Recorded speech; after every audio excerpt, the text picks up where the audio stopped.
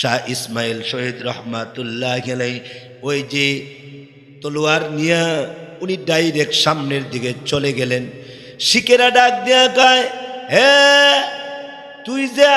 তুই যে মুসলমানদের নবীরে গালি দিছস, এখন তো মুসলমানদের নেতা ওই যে শাহ ইসমাইল আইসা পড়ছে, এখন তো দেখা যায় তোরে আঘাত করবে, তোরে মারবে, তোরে আঘাত করবে। সবাই ইসমাইল শহীদরে ফিরাইবার চেষ্টা করে। ইসমাইল শহীদ রহমাতুল্লাহ আলাইহি ডাক দিয়া কয়, যে ফিরাইতে আসবি তারে আমি শেষ করে ফেলামু, যে ফিরাইতে আসবি শেষ করে ফেলাইমু। সবাই যার যার নিরাপদে থাকো, নিরাপদে থাকো। আমি তো তারই মারবো যে আমার নবীরে গালি দিছে। আল্লাহু আকবার বলেন। আমি তো তাকেই মারবো যে আমার নবীরে গালি দিছে। আমার নবীরে যারা গালি দিছে না তারে মারবো না, তারে আমি হালকা টাচ করব না, একটা টোকাও দিব না। যে আমার নবীরে গালি দিছে না তারে আমি মারবো না, কিন্তু যে আমার নবীরে গালি দিছে তারে আমি শেষ করবো, তারে আমি শেষ করে ফেলামু, আমারে বাধা দিও না। তো দেখা যায় এমনি তখন ইসমাইল শহীদ রহমাতুল্লাহ আলাইহি যখন সামনের দিকে গেলেন, সামনের দিকে যাওয়ার পরে যে শিখটা নবীরে গালি দিছে ওই শিখটা দৌড়াইতে দৌড়াইতে দৌড়াইতে দৌড়াইতে একটা গড়ের ভিতরে গেলেন, দরজা লাগাইয়া দিলেন, গড়ের ভিতরে গিয়া ঢুকিয়া গেলেন গা। মনে মনে ভাবলেন নিরাপদ হয়ে গেছে, নিরাপদ হয়ে গেছে। দরজা লাগাইয়া দিছে, গড়ের ভিতরে ঢুকিয়া গেছে, ভাবছে নিরাপদ, এখন তো নিরাপদ, ইসমাইল শহীদ দেখবে না। শাহ ইসমাইল শহীদ রহমাতুল্লাহ আলাইহি যখন সামনের দিকে যাইতেছেন, দৌড়াইতেছেন, পিছনের দিকে আইসা কয়েকজন শিখ আইসা এমন জুড়ে উনার গলার মধ্যে আঘাত করলেন যে উনার গলাটা একেবারে শরীর থেকে আলাদা করে ফেলাইছে। ওনার মাথাটা দূরে পড়ে গেছে গা, শরীর থেকে মাথা আলাদা হয়ে গেছে। নাউজুবিল্লাহ বলবেন না? জিন্দাবাদ জিন্দাবাদ, তালিম সুন্নাহ জিন্দাবাদ। কেননা আমরা পৃথিবীর কোনো মানুষের গোলাম হতে পারি না। আমরা পৃথিবীর কোনো মানুষের গোলাম না, আমরা কোনো দলের গোলাম না। কথা বলেন না যে কিছু, কোনো দলের গোলাম না। যদি দলের গোলাম হয়ে যান আপনার জীবনে আছে লাঞ্ছনা। যদি নেতার গোলাম হয়ে যান আপনার জীবনে আছে যন্ত্রণা। যদি নেত্রীর গোলাম হয়ে যান আপনার জীবনে আছে শুধু বেইজ্জতি। ঠিক কিনা জোরে কান? মানুষের গোলাম হইবেন না,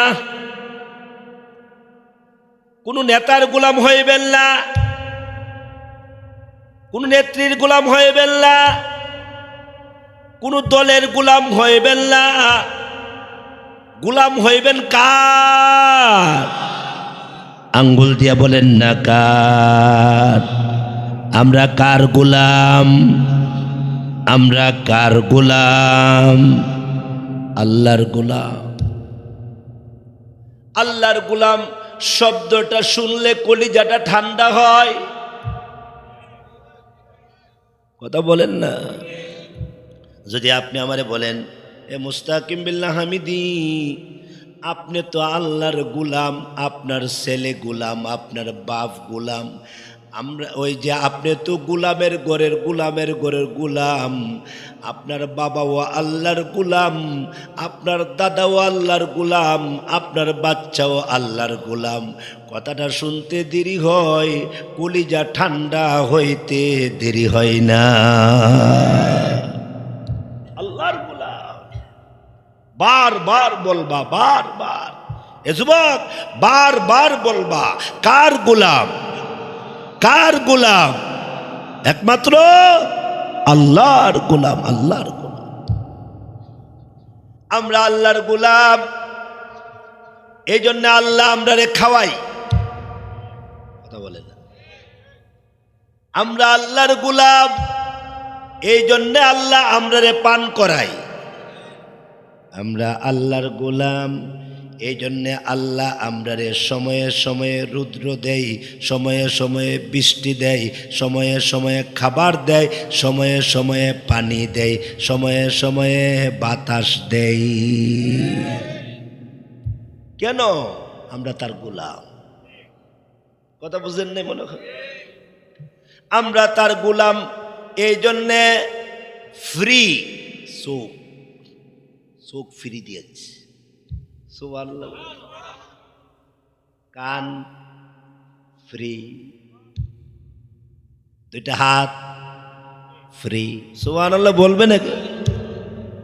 দাম দিতে পারবেন? একটা হাতের দাম দিতে পারবেন? একটা চোখের দাম দিতে পারবেন?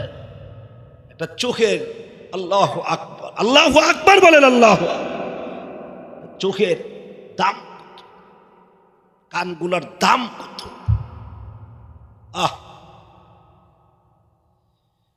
আমরা আল্লাহর গোলাম, এই জন্য পাও ফ্রি। আমরা আল্লাহর গোলাম, এই জন্য আল্লাহ তাআলা সব মাখলুকাতকে বইলা দিলেন, এ পানি আমার বান্দা বান্দির গোলামি করবি, এ আকাশ, এ বাতাস, হে আগুন, তোরা আমার বান্দা বান্দির গোলামি করবি, আর আমার বান্দা বান্দি আমি আল্লাহর গোলামি করবে। আমরা করব আল্লাহর গোলামি, সমস্ত মাখলুকাত করবে আমাদের গোলামি। কি বলেন ঠিক কিনা? এই জন্যই তো মানুষ বাঘের উপরে উঠতে যায়, এই জন্যই তো মানুষ হাতির উপরে উঠতে যায়, এই জন্যই তো মানুষ ওই যে দেখেন না এত বড় গরু, গরুরে দইরা একেবারে 5-7 জনে দইরা নিচে শুয়াইয়া বিসমিল্লাহি আল্লাহু আকবার বইলা জবাই কইরা চামড়া সিলাইয়া গোশতগুলাকে টুকরা টুকরা কইরা তেল দিয়া, লবণ দিয়া, পেঁয়াজ দিয়া বাজ্যা এটারে মজা কইরা কইরা করকরা কইরা কইরা খাই। কেননা গরু আমার গোলাম হয়ে গেছে গা, আমি যাতে গরু খাইয়া গোশত খাইয়া আল্লাহর গোলামি বেশি বেশি করি। কিন্তু আমি তো গোলামি করি না। গরু এটা আমাকে দুধ দেয়, গরু যদি ইচ্ছা করত দুধ আমারে না দিতে পারত, কিন্তু না, গরু এটা তার বাচ্চারই একটু দুধ খাওয়ায়া ডাইরেক্ট দাঁড়ায় থাকে, আর আমি গরুর বান থেকে টেইনা টেইনা দুধ বাইর করে এরপরে এই দুধ গরম করে আমি খাই। আল্লাহ বুঝায় যে সমস্ত মাখলুকাত তোর গোলামি করবে, আর তুই আমি আল্লাহর গোলামি করবি। তুই আমার গোলাম রে বান্দা, তোরা আমার গোলামির জন্য সৃষ্টি করেছি, তোকে আমার ইবাদতের জন্য সৃষ্টি করেছি, তোরা আমার জিকিরের জন্য সৃষ্টি করেছি, তোরা আমার কোরআন তেলাওয়াতের জন্য সৃষ্টি করেছি, তোরা আমার নামাজের জন্য সৃষ্টি করেছি। তুই যখন ইবাদত ছেড়ে দেস, তুই যখন বন্দিগি ছেড়ে দেস, তুই যখন আল্লাহর গোলামি ছেড়ে দেস, তখন তোর প্রতি আমার আর কোনো দায়িত্ব থাকে না। তোরে যদি মানুষের দইরা ফিটাই আমার মায়া লাগে না। তোরে যদি বেঈমানরা, ওই যে বেঈমান কাফেরেরা তোরে দইরা দইরা মারে, আমি আল্লাহর মায়া লাগে না। কেননা তুই আমার গোলামি ছেড়ে দিয়েছস, তুই আমার বন্দিগি ছেড়ে দিয়েছস। তোরে আমি সৃষ্টি করছি আমি আল্লাহর গোলামি করার জন্য, আমি আল্লাহর গোলামি করার জন্য, আমি আল্লাহর গোলামি করার জন্য। ঠিক কিনা জোরে বলে? আমরা কি আল্লাহর গোলামি করি? কথা বলেন না। আমরা কি ফজরের নামাজ পড়ি? সবাই পড়ি। মসজিদ ফাঁকা, কথা বলে না কিছু। মসজিদ ফাঁকা, বাজার গরম, বাজারে মানুষের অভাব, মসজিদ ফাঁকা করে দিচ্ছে। আল্লাহ আমাদেরকে সহি বুঝ দান করে। কষ্ট হইতেছে আপনাদের? আমরা আমরা যদি আল্লাহর কাছে কিছুই না চাই, আল্লাহ আমরারে দিবে। আমরা যদি আল্লাহর কাছে সকালবেলার নাস্তা না চাই, দুপুরবেলার খাবার না চাই, আল্লাহ এগুলা আমরারে দিবে। কেননা উনি আমাদের মাওলা, আমরা তার গোলাম। উনি আমাদের সৃষ্টিকর্তা, উনি আমাদের লালনকর্তা, পালনকর্তা। এজন্য আল্লাহ বলেন, না চাইলেও দেই, না চাইলেও দেই। ছেলে চাস নাই, এরপরেও তোরে ছেলে দিলাম। মেয়ে চাস নাই, এরপরেও তোরে মেয়ে দিলাম। এ বান্দা, ওই যে বিশাল বড় ব্যবসা চাস নাই, এরপরেও তোরে ব্যবসা দিয়েছি। এত বড় বাড়ি তোর দরকার নাই, এরপরেও তোরে এত বড় বাড়ি দিলাম। এত বড়, এরপরে তোরে সম্পদ দিলাম। চাস নাই, এরপরেও দিলাম।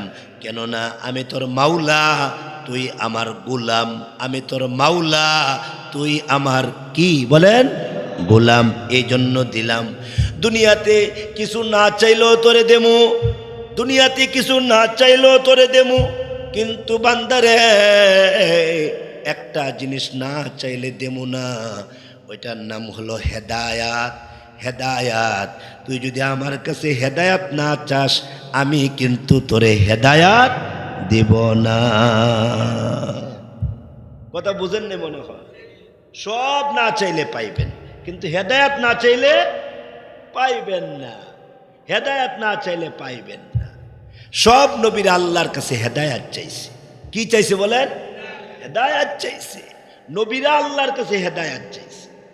আপনি তো হেদায়াত চান না, আল্লাহর কাছে হেদায়াতের দোয়া করেন। এজন্য হেদায়াত যদি কেউ না চায়, আল্লাহ তাকে হেদায়াত দিবে না। আল্লাহ তাকে এই জান্নাতের রাস্তা দেখাইবে না। আল্লাহ তাকে সিরাতে মুস্তাকিমের রাস্তা দেখাইবে না। এই জন্য আল্লাহ তাআলা নবীকে দোয়া শিখাইছে। কি শিখাইছে বলেন? দোয়া শিখাইছে। কি দোয়া? আমার খুতবার ভিতরের দোয়া আল্লাহ নবীকে শিখাইছে। আপনি বলেন, কি বলতাম? আল্লাহ, রব্বানা লা তুজিগ কুলুবানা বা'দা ইয হাদাইতানা ওয়া হাব লানা মিন লাদুনকা রাহমা ইন্নাকা আনতাল ওয়াহ্হাব।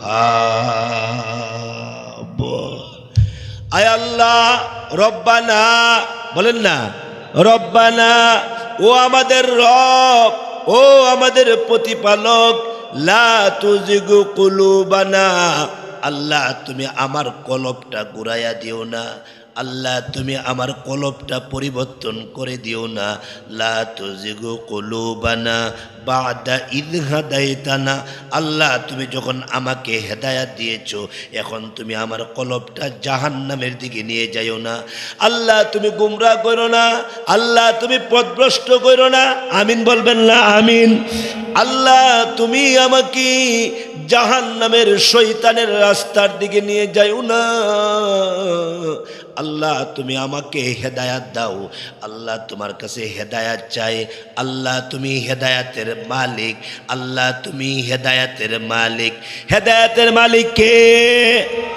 একমাত্র আল্লাহ, একমাত্র আল্লাহ। হেদায়াত চাইতে হবে, হেদায়াত চাওয়া ওয়াজিব।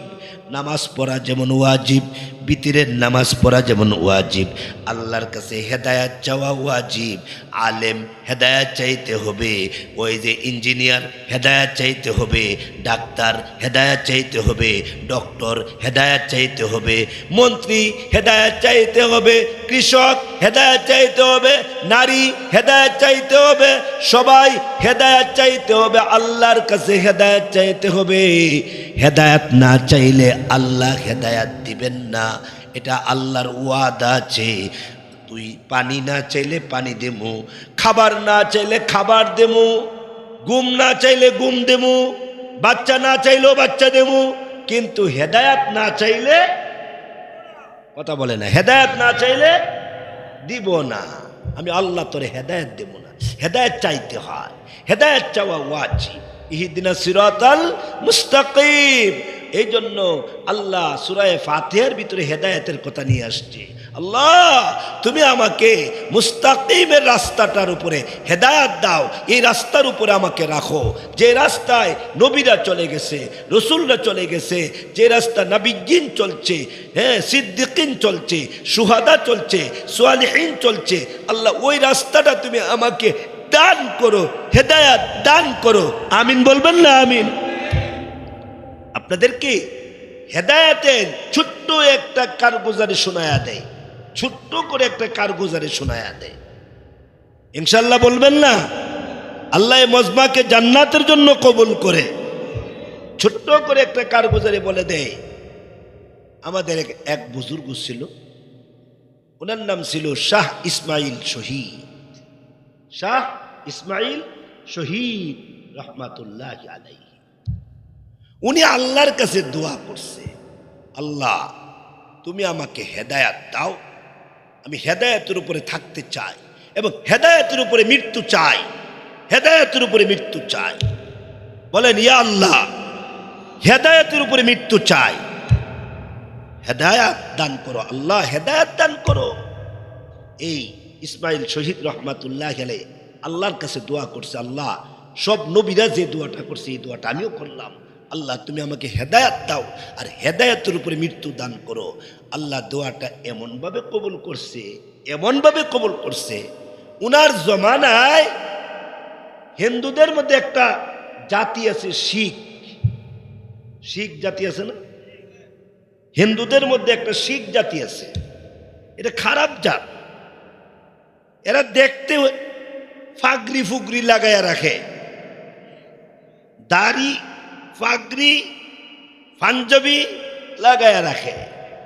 এরা আসলে মুসলমানদের চরম শত্রু, পরম শত্রু, ঠিক কিনা? এরা মুসলমানদের কঠিন শত্রু, এরা শিখ জাতি। ওই শিখদের মধ্য থেকে তদানীন্তন সময়ে শিখ যারা ছিল তারা মুসলমানদের উপরে বিভিন্নভাবে নির্যাতন করত, কিন্তু আল্লাহর মর্জি, মুসলমানদের ইমানি শক্তি ওই সময় এমন ছিল, শিখেরা কোনো দিক দিয়েই মুসলমানদের সাথে পারত না। মুসলমান এরকম বিজয় লাভ করত, মুসলমানেরা শিখদের উপরে বিজয় লাভ করতেন। কিন্তু একটা শিখ সে চিন্তা করলো যে মুসলমানেরা কোন কথা বললে বেশি কষ্ট পায় ওই কথাটা আমি বলবো। মার দিলেও এত কষ্ট পাই না, মুসলমানের পিটাইলেও এত কষ্ট পায় না, মুসলমানের বাচ্চা কাচ্চারে মারলেও এত কষ্ট পায় না, কিন্তু মুসলমান কষ্ট পায় মুসলমানদের নবী, আমাদের নবী, বিশ্ব নবী মুহাম্মদুর রাসূলুল্লাহ সাল্লাল্লাহু আলাইহি ওয়াসাল্লামকে যদি কেউ গালি দেয় আমরা সহ্য করতে পারি না, সব সহ্য করতে পারি, কিন্তু আমাদের নবীকে যদি কেউ গালি দেয়, আমাদের রসুলকে যদি কেউ গালি দেয় আমরা বরদাস্ত করতে পারি না। আপনারা অনেক মানুষ আছেন সহ্য করতে পারেন, আপনাদেরকে বলছি না, বাংলাদেশে বহুত মানুষ আছে নবীকে গালি দিলে তার গায়ে লাগে না। বাংলাদেশে বহুত মুসলমান নামদার আছে, কথা বলেন না যে কিছু। বাংলাদেশে বহুত মুসলমান নামদার আছে, নবীকে গালি দিলে তার গায়ে লাগে না, তার শরীরে আঘাত লাগে না, কিন্তু তার নেত্রীরে গালি দিলে, কথা বলেন না যে কিছু, তার নেতারে নেত্রীরে গালি দিলে সে সহ্য করতে পারে না। এরা মুসলমান নয়, এরা মুনাফিক, মুনাফিক, মুনাফিক। এরা মুসলমান নয়, এরা মুনাফিক। রসুলরে গালি দিলে সহ্য করতে পারে, নেতা নেত্রীরে গালি দিলে সহ্য করতে পারে না। এরা কি মুসলমান না মুনাফিক? জোরে বলেন না যে কিছু, জোরে বলেন না কে? এরা মুনাফিক। কষ্ট পাইতেছেন? কষ্ট পাইলে তো আমার কিছু করার নাই, আমাকে তো হক কথা বলতেই হবে।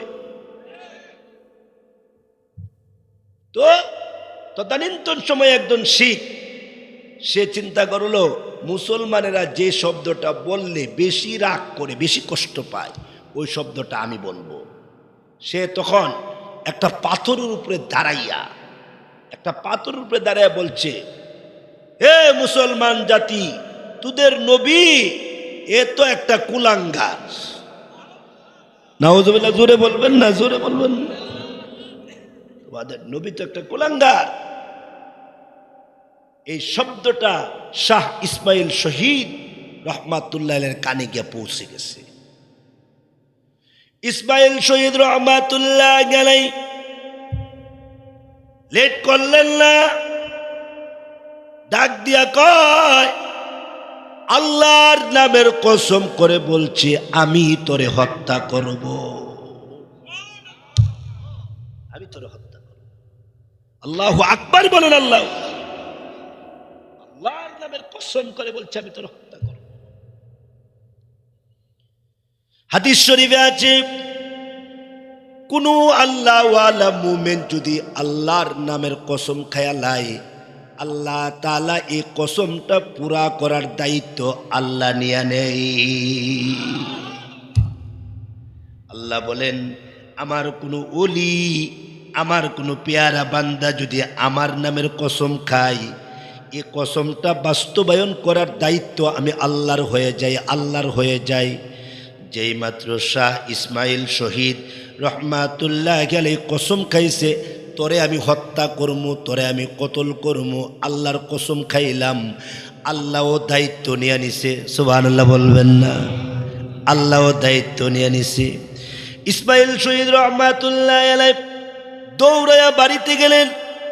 বাড়িতে গিয়া নিজের স্ত্রীর কাছে গিয়া ডাক দেয়া কই, স্ত্রী বিদায় দাও, আমাকে বিদায় দাও, আমি চলে যাই। যদি ফিরে আসি তাইলে গাজী, ফিরে যদি না আসি তাইলে হাসরের ময়দানে তোমার সাথে আমার দেখা হবে, জান্নাতের ভিতরে তোমার সাথে আমার দেখা হবে, আমাকে বিদায় দাও। এই কথা বলে শাহ ইসমাইল শহীদ রহমাতুল্লাহ আলাইহি রওনা দিলেন। রাস্তার মধ্যে এসে উনি দোয়া করতেছেন, রব্বানা লা তুজিগ কুলুবানা বা'দা ইয হাদাইতানা ওয়া হাব লানা মিন লাদুনকা রাহমা ইন্নাকা আনতাল ওয়াহ্হাব। আল্লাহ হেদায়েত চায়, আল্লাহ তুমি আমারে হেদায়েত দাও, হেদায়েতের উপরে মৃত্যু দাও। আল্লাহ আমার কলবটা তুমি ঘুরাইয়া দিও না, আল্লাহ আমারে গুমরা করো না, আল্লাহ আমারে পথভ্রষ্ট করো না। আমি কসম খায়া লাইছি, আল্লাহ তুমি আমাকে সাহায্য করো। শাহ ইসমাইল শহীদ রহমাতুল্লাহ আলাইহি ওই যে তলোয়ার নিয়ে উনি ডাইরেক্ট সামনের দিকে চলে গেলেন। শিকেরা ডাক দেয়া কয়, হে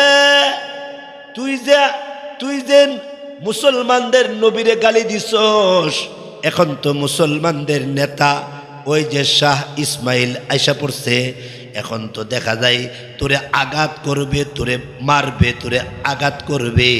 সবাই ইসমাইল শহীদরে ফিরাইবার চেষ্টা করে। ইসমাইল শহীদ রহমাতুল্লাহ আলাইহি ডাক দিয়া কয়, যে ফিরাইতে আসবি তারে আমি শেষ করে ফেলামু, যে ফিরাইতে আসবি শেষ করে ফেলাইমু। সবাই যার যার নিরাপদে থাকো, নিরাপদে থাকো। আমি তো তারই মারবো যে আমার নবীরে গালি দিছে। আল্লাহু আকবার বলেন। আমি তো তাকেই মারবো যে আমার নবীরে গালি দিছে। আমার নবীরে যারা গালি দিছে না তারে মারবো না, তারে আমি হালকা টাচ করব না, একটা টোকাও দিব না। যে আমার নবীরে গালি দিছে না তারে আমি মারবো না, কিন্তু যে আমার নবীরে গালি দিছে তারে আমি শেষ করবো, তারে আমি শেষ করে ফেলামু, আমারে বাধা দিও না। তো দেখা যায় এমনি তখন ইসমাইল শহীদ রহমাতুল্লাহ আলাইহি যখন সামনের দিকে গেলেন, সামনের দিকে যাওয়ার পরে যেই শিখটা নবীরে গালি দিছে ওই শিখটা দৌড়াইতে দৌড়াইতে দৌড়াইতে দৌড়াইতে একটা গড়ের ভিতরে গেলেন, দরজা লাগাইয়া দিলেন, গড়ের ভিতরে গিয়া ঢুকিয়া গেলেন গা। মনে মনে ভাবলেন নিরাপদ হয়ে গেছে, নিরাপদ হয়ে গেছে।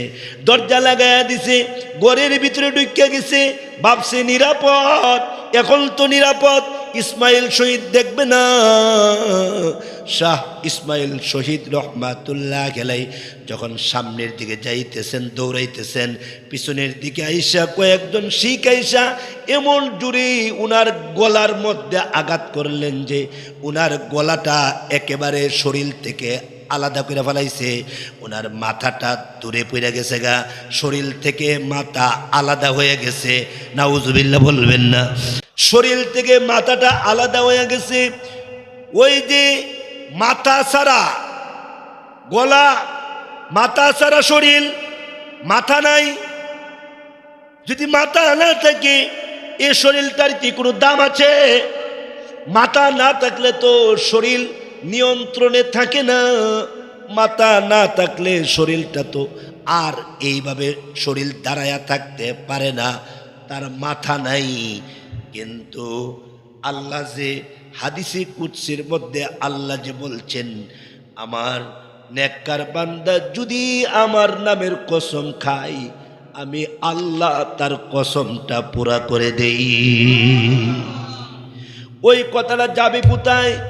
ওই হাদিসটা যাবে কোথায়? এখন তো মাথা নাই, মাথা নাই। আল্লাহু আকবার বলবেন না? মাথা সারা শরীরটা উল্টায়া জমিনে পড়ে যাওয়ার কথা, কিন্তু মাথা সারা শরীরটা জমিনে পড়ে নাই। ওই হাতের মধ্যে যেইভাবে তলোয়ারটা আছে ওইভাবেই আছে। হাতটা যেইভাবে উঠায়া রাখছিলেন ওই হাতটা এইভাবে উঠায়া রাখছে। সুবহানাল্লাহ বলবেন না? যেইভাবে হাঁটতেছিলেন এইভাবেই হাঁটতেছে, যেইভাবে দৌড়াইতেছিলেন ওইভাবেই দৌড়াইতেছে, যেইভাবে হাঁটতেছিলেন এইভাবে হাঁটে, যেইভাবে দৌড়াইতেছিলেন ওইভাবে দৌড়ায়।